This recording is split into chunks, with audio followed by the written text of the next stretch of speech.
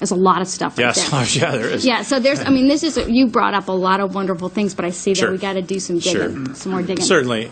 Oh, yeah, sure. Go ahead, Mark. Don't mean to take Tony's spotlight here, but I think you'll see that the numbers have been increasing at the younger age group.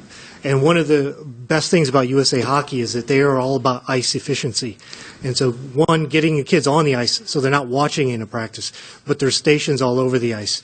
And so if you go to a mite practice, there will be 50, 60, 70 kids on the ice at any given time.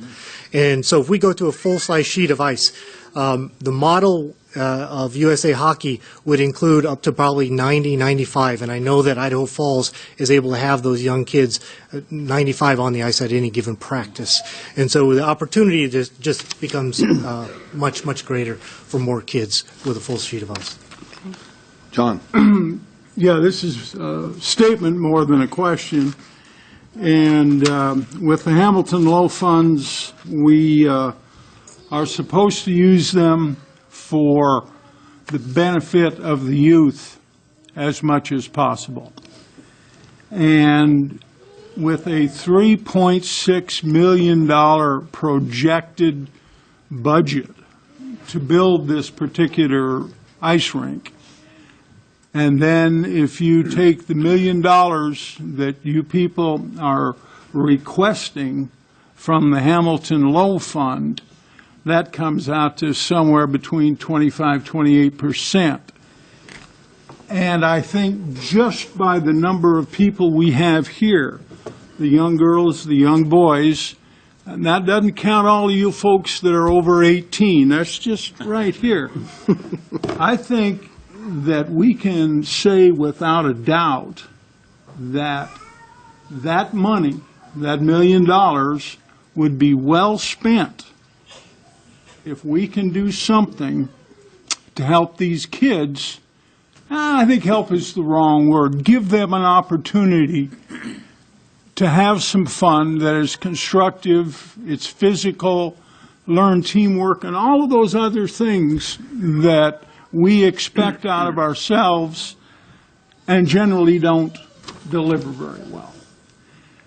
And as far as some of the other issues that Gary brought up, I think that if we as the council direct Gary and staff that we want these situations that we have to deal with brought to the forefront, give us answers and solutions, and let us deal with this as quickly as possible, because I think that we as a society here in town have got a large group of people that want to see something done. They have raised some money, they have spent some money, they've done a great job with the kids in town, they've done a great job with themselves. So I, to tell you the truth, would be more than willing to vote yes for this right now. I think I'm probably a little early for a motion.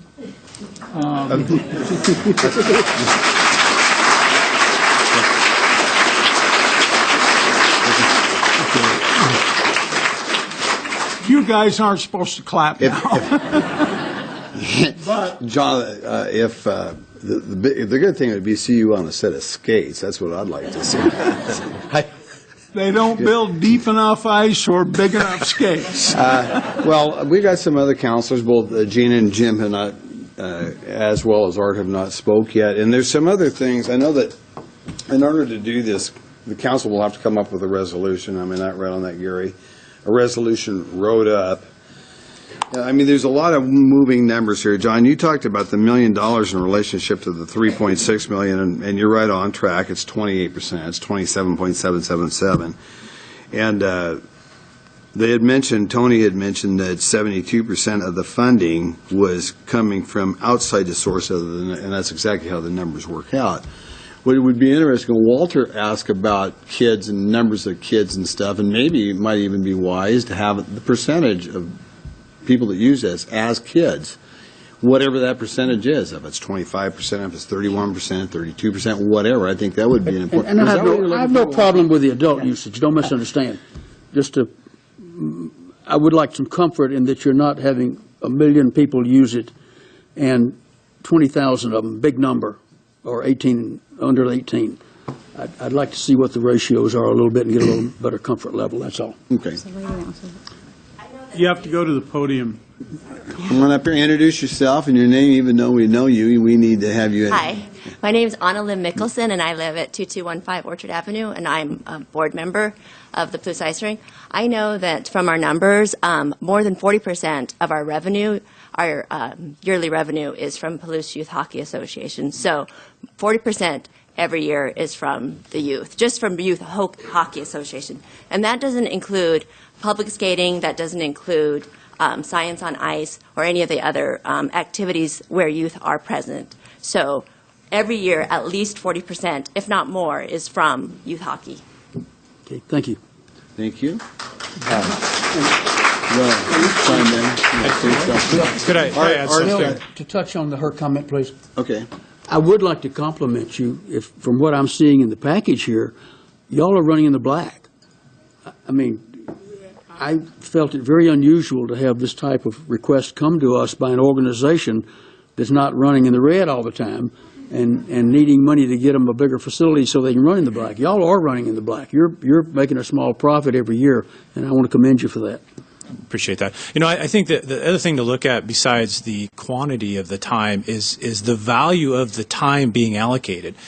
Every Monday through Thursday evening, starting at, I believe, 5:15, it's youth sports. It's the hockey. And the adult users aren't given time until 9 p.m. And that's by design. I think. Well, that'd be an important stat right there too, Tony. During your operating hours, what kind of ratio has the youth on there? Is it 42%, 58% as a percentage? Oh, right. Well, I mean, definitely. And then you look at because numbers. The thing of it is numbers, and the reason, folks, numbers are important is because the Hamilton Fund very, very elegantly stipulates about youth sports and using it for youth. And so if we have percentages, that works out. I mean, that works out to me real well because I'm a numbers guy and I like percentages. And it's easier to see that if we know that 48% of the time is for youth during operations. I mean, that's kind of an important. Sure, certainly. Well, so some perspective on that. So say from 5 p.m. to 10 p.m., which is when we have to stop, we use that time from 5 to 9 for youth and then 9 to 10 for adults. So using that math, 80% of the prime time, the time that we could sell for the best value if we were just trying to generate maximum revenue, is allocated to the kids.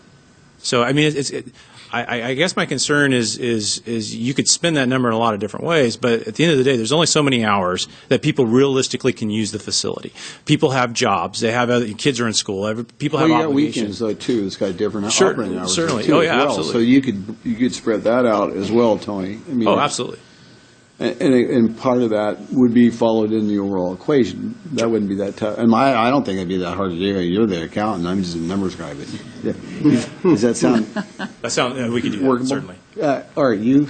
Yeah, I was just going to do another John Weber pronouncement more than a question, in that I'm also a big supporter of this whole idea, and I've wobbled around embarrassingly around that rink a few times in the past, and wish I could have done better. But I also think that the Hamilton Fund has not been given to the city to sit in a bank and do nothing. I think it's there to actually get out, be used, and do things. And mostly my thoughts center around no offense to any of our lawyer people here, but center around legalities where we need to set up a form of memorandum of understanding with you guys relative to how long are the funds available for, perhaps temporally coincident with the duration of the SUP, guaranteeing the youth activities go on, and then, as was pointed out, what happens if the Palouse ice rink people go defunct? Who gets the facility? What happens to it at that point?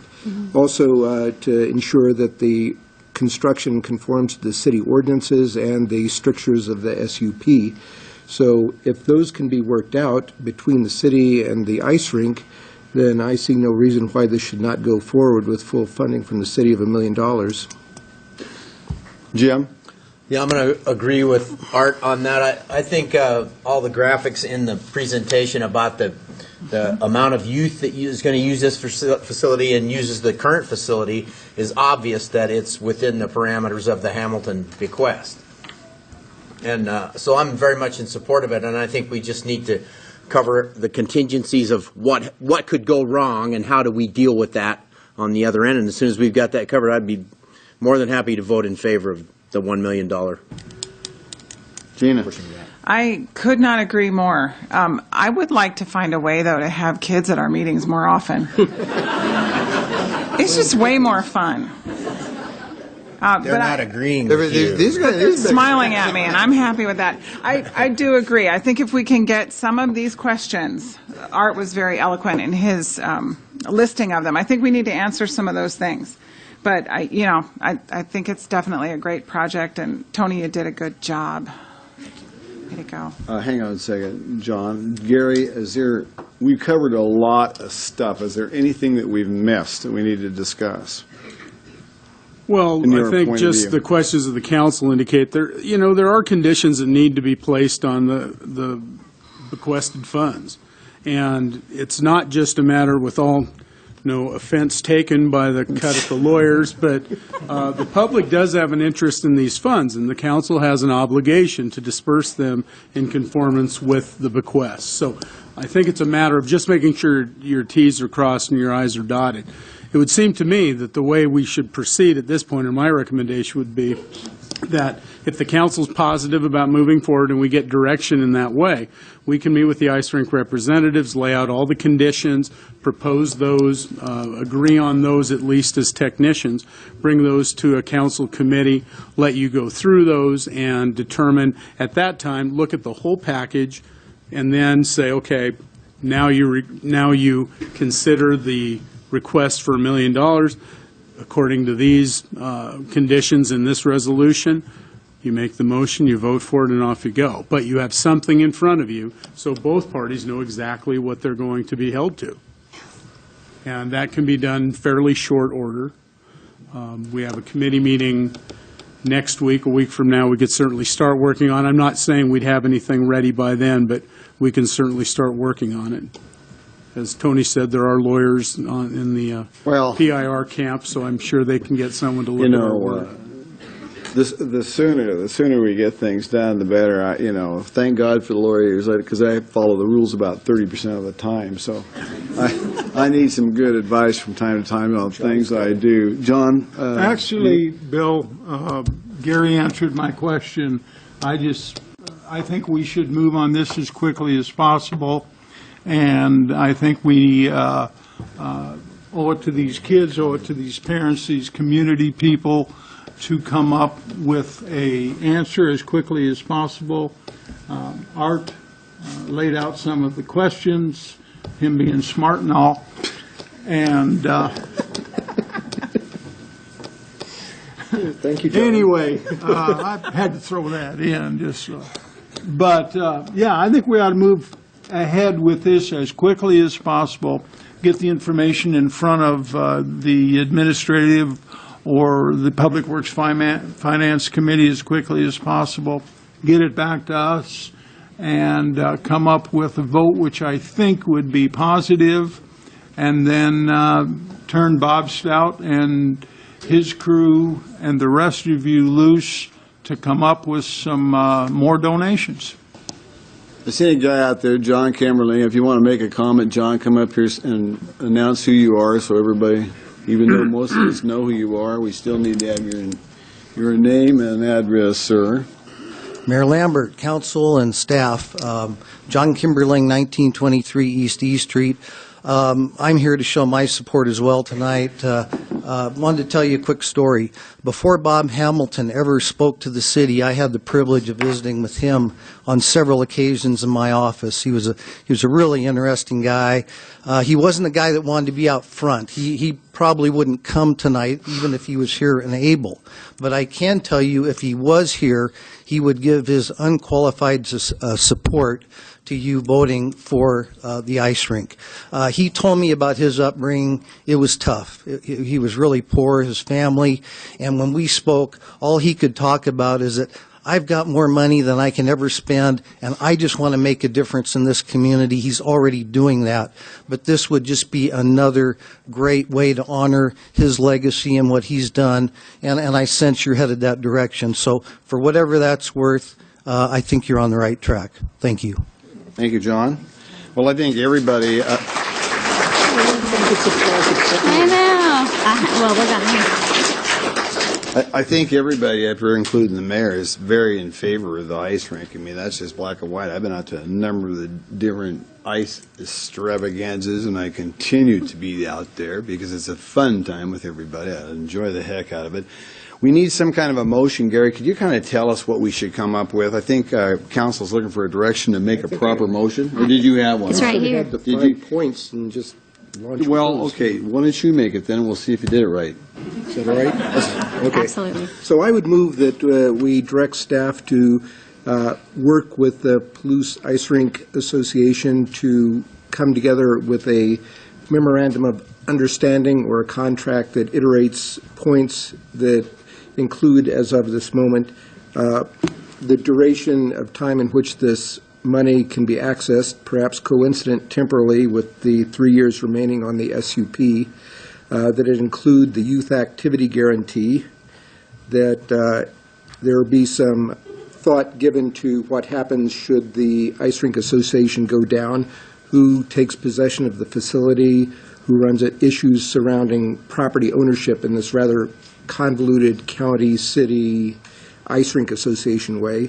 Also that the construction would conform to city ordinances and obligations, and that it would also conform with the SUP strictures. Second.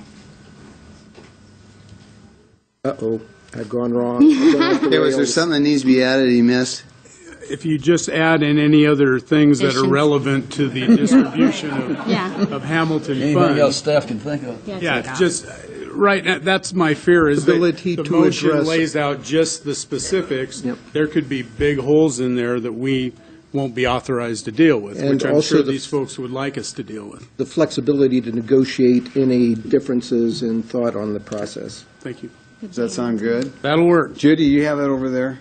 I'm not going to read the motion Hamilton. back because I can't repeat all that stuff that these guys all said, but you've got it in writing. So we're good to go. John, I'll start the roll with you. An enthusiastic aye. Aye. Aye. Aye. Aye. Aye. Okay, and we'll move on, and the staff's got the direction. We'll move this